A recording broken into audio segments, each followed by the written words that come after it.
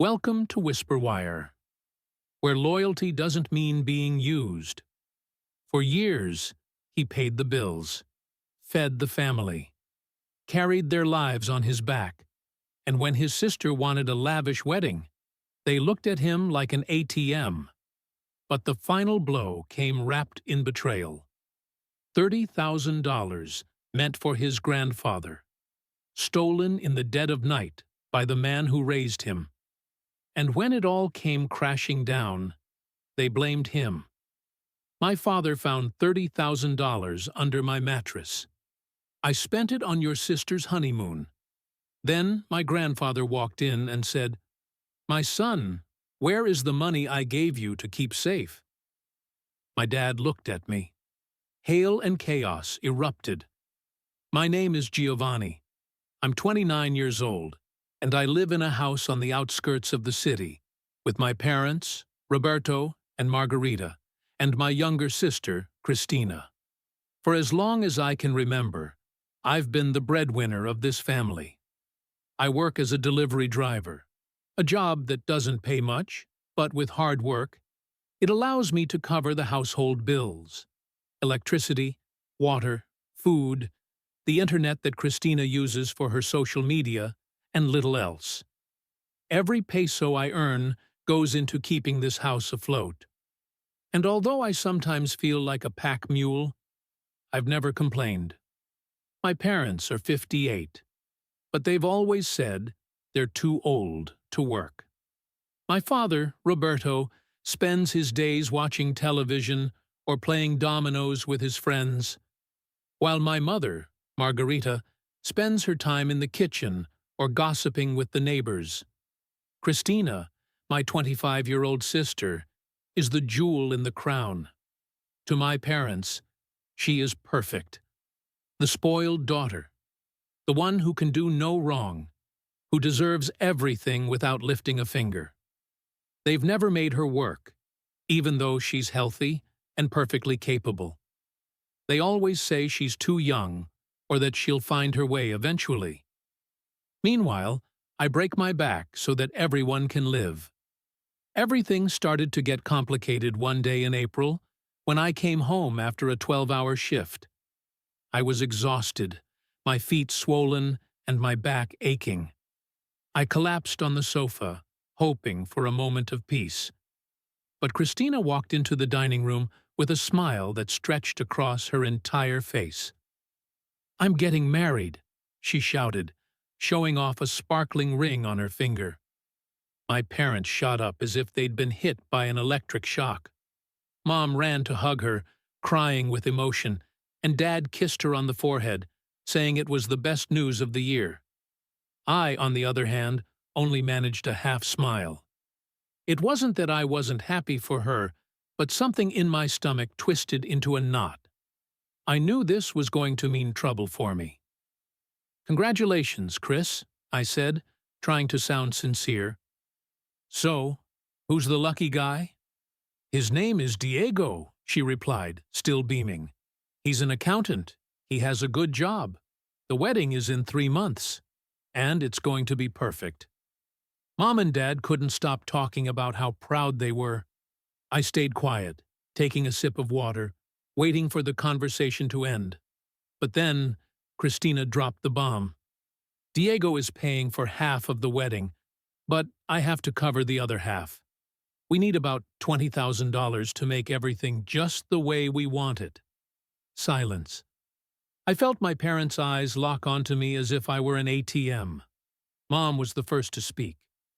"Giovanni, you've always been the responsible one in the family. Surely you can help your sister, right?" I froze. Help with what?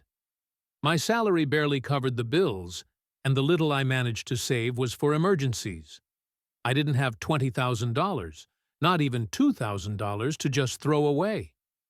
"Mom, I don't have that kind of money," I said, trying to stay calm.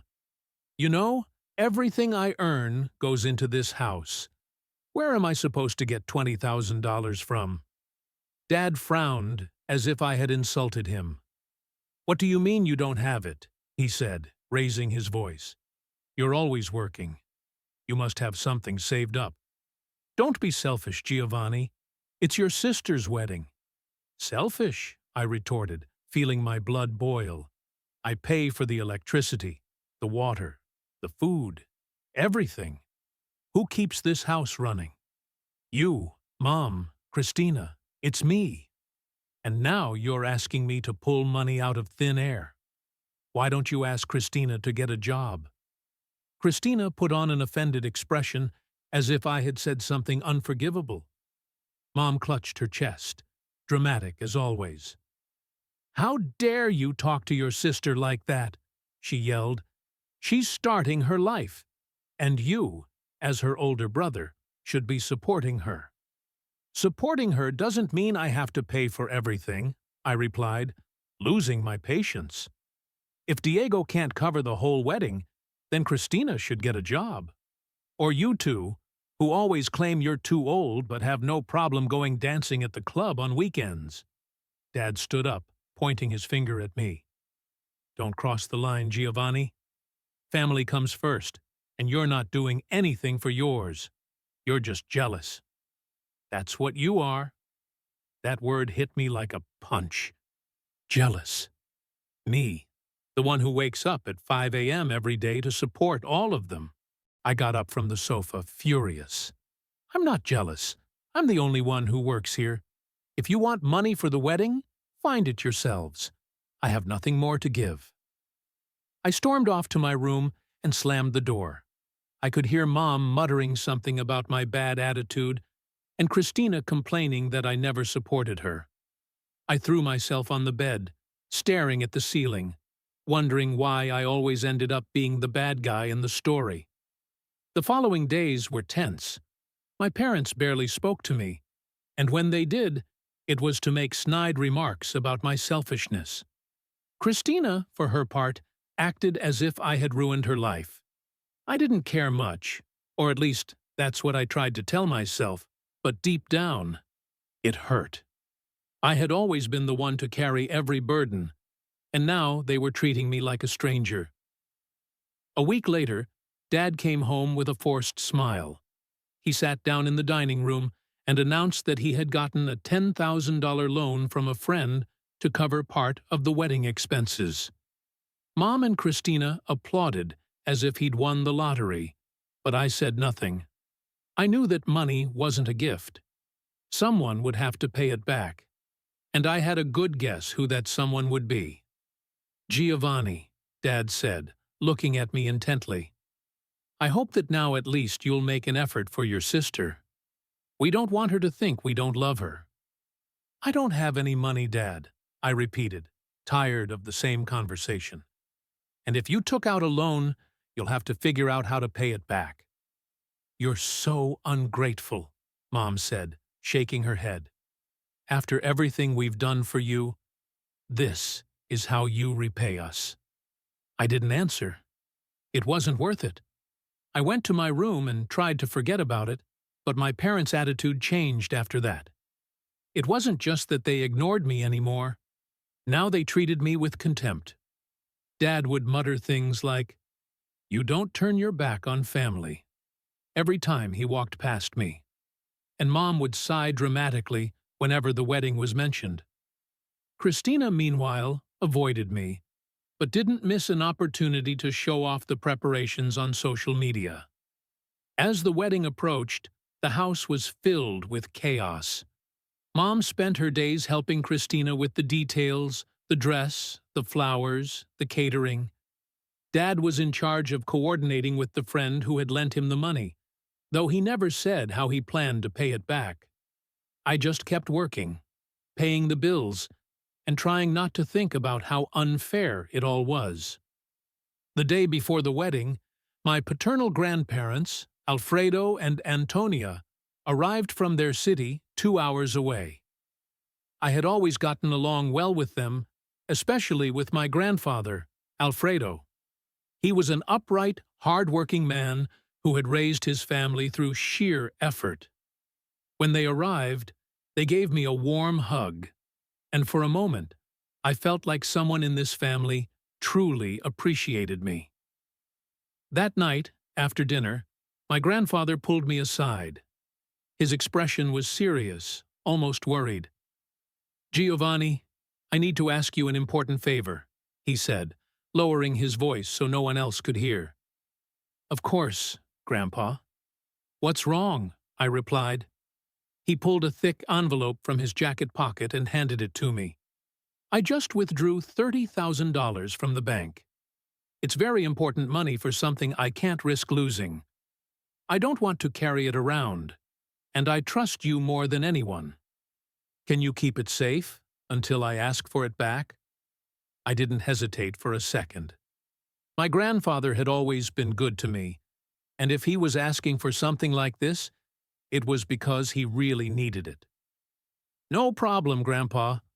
I'll keep it safe." "Thank you, my son," he said, patting my shoulder. "You're the only one I trust." That night, I hid the envelope where I thought no one would ever find it. I didn't tell anyone, not even my parents. Not because I distrusted them, although thinking back, maybe I should have, but because my grandfather had asked for discretion. I went to sleep with the peace of mind that the money was secure.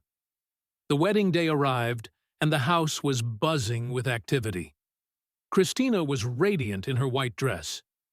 Mom cried with emotion every 5 minutes, and Dad ran around making sure everything was in order.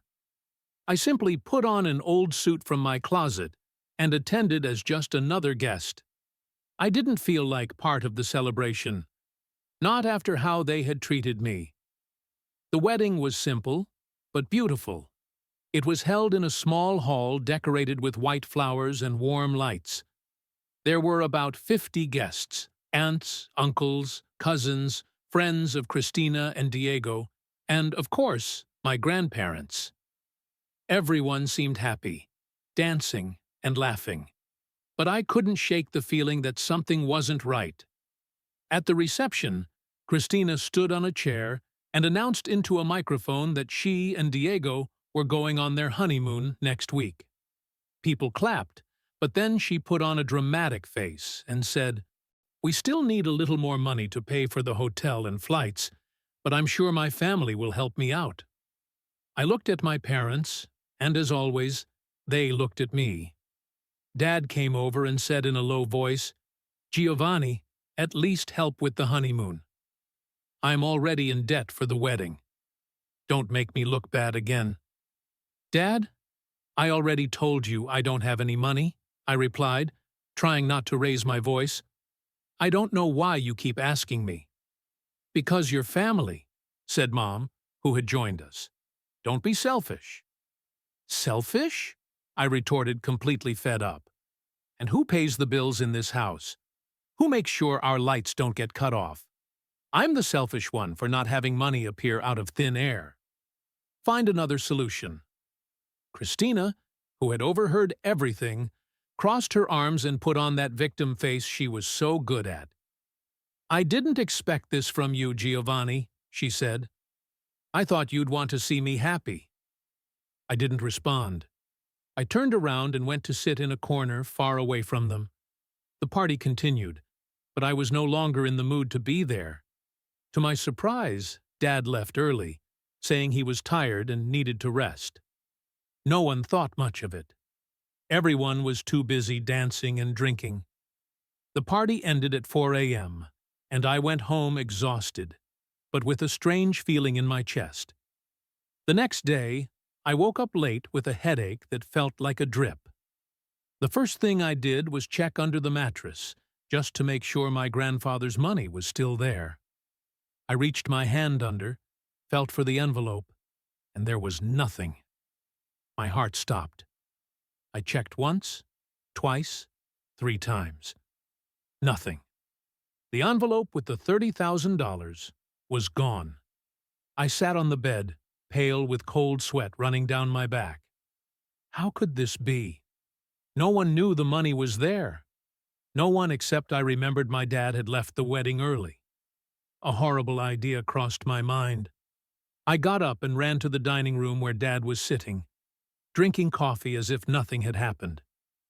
"Dad," I said, trying to stay calm, "did you take the money I had hidden?" He laughed, a nervous laugh that set my teeth on edge. "What did you think? That I didn't know you had savings," he said, looking at me with contempt. "You're a selfish person, Giovanni. Your sister needed money for her wedding and her honeymoon, and you wouldn't help her." I tried to speak, but he cut me off. "I spent that money on Christina's honeymoon. I gave her $20,000 to pay for the hotel, the flights, and everything else. And I used the other $10,000 to pay back my friend for the wedding loan. Don't play innocent. I know you had that money saved." I was floored. I couldn't believe what I was hearing. "Dad, that money wasn't mine," I said, my voice trembling. He laughed again, as if it were a joke. "Stop pretending, Giovanni. Don't be ridiculous." Before I could answer, the door opened. It was my grandfather, Alfredo, who had come to say goodbye because he and my grandmother, Antonia, were heading back to their city that afternoon. He smiled when he saw me, but his expression changed when he saw my face. "My son, is everything all right?" he asked. "The money I gave you to keep safe, where is it?"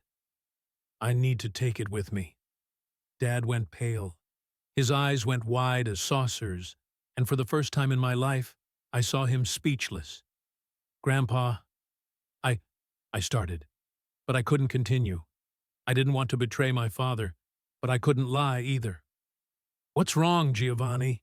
my grandfather insisted. "Give me back the $30,000 I gave you." I had no choice. With a lump in my throat, I said, "Dad spent it." "What?" my grandfather yelled, turning to my father. "Roberto, what did you do?" Dad held up his hands as if trying to calm him down. "Dad, I didn't know it was yours. I thought it was Giovanni's. He's always hiding money. He's so selfish." "Shut up," my grandfather roared, something I had never seen him do. "That money was to pay the mortgage on my house. Therefore, closing on it, Roberto. Without that money, Antonia and I will be out on the street. How could you?" At that moment, the door opened again. It was Christina walking in with a huge smile, oblivious to the disaster that was unfolding. "Dad, thanks to the money you gave me, I've already booked the hotel and flights for the honeymoon," she said, jumping with excitement. Dad tried to silence her, but it was too late. My grandfather had heard everything. His face was red with rage.